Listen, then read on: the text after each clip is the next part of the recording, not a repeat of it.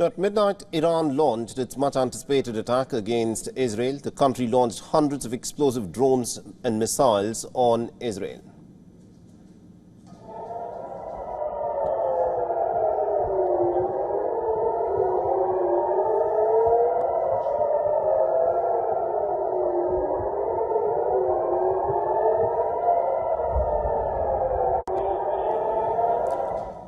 Now, Tehran has described its missile and drone strikes as retaliatory. The air raid sirens and explosions were heard in cities across Israel, and a barrage of objects were seen flying through the night sky over Bethlehem. The United States, the United Kingdom, France and the Jordanian forces reportedly shot down some of the missiles and drones. Now, Israel has said that a 7-year-old girl was seriously injured in the shrapnel debris of one of the interceptor missiles of Israel.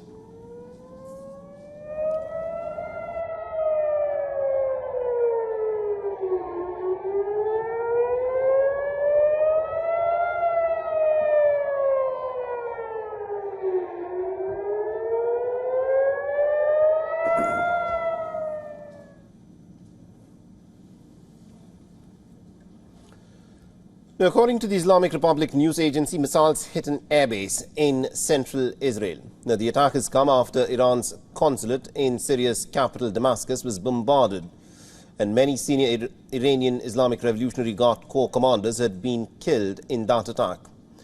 Israel was blamed for that attack, but it has denied these accusations. After decades of diplomatic rift, this, remember, is the first time ever that Iran has launched an attack against Israel. In his first reaction, the Israeli Prime Minister Netanyahu said on social media, and I quote him here, "We intercepted, we managed to repel, and we shall win."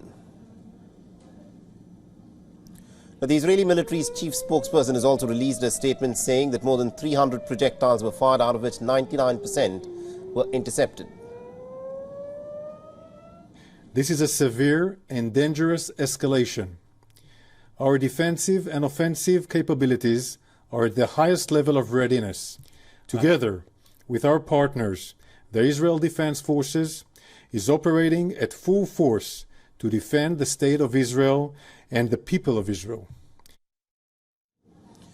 Iran, in fact, wrote a letter to the United Nations right after the attack. Tehran invoked Article 51 of the UN Charter, which states that member states have the inherent right to self-defense in an armed attack. With the attack, Iran has said that the matter should now be seen as concluded. However, if Israel decides to retaliate, then Iran has clearly said it will launch another salvo of attack. A few countries in the region had shut off their airspace ahead of the attack, but after a bit of a lull, Lebanon, Iraq, Jordan and Israel have reopened their respective airspaces for flight operations.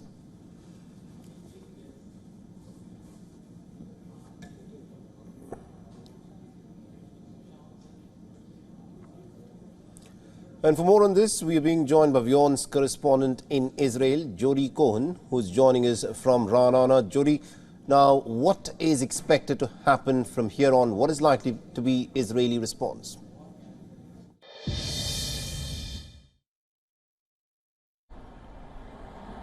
So Israel's reportedly weighing its response. Remember, this is the first time in history that Iran has directly attacked Israeli soil, although Israel has said that Iran has been attacking Israel for years through its proxies in Gaza and Lebanon and through attempted attacks on Israeli embassies such as the one in Delhi and on Israeli tourists and business people abroad.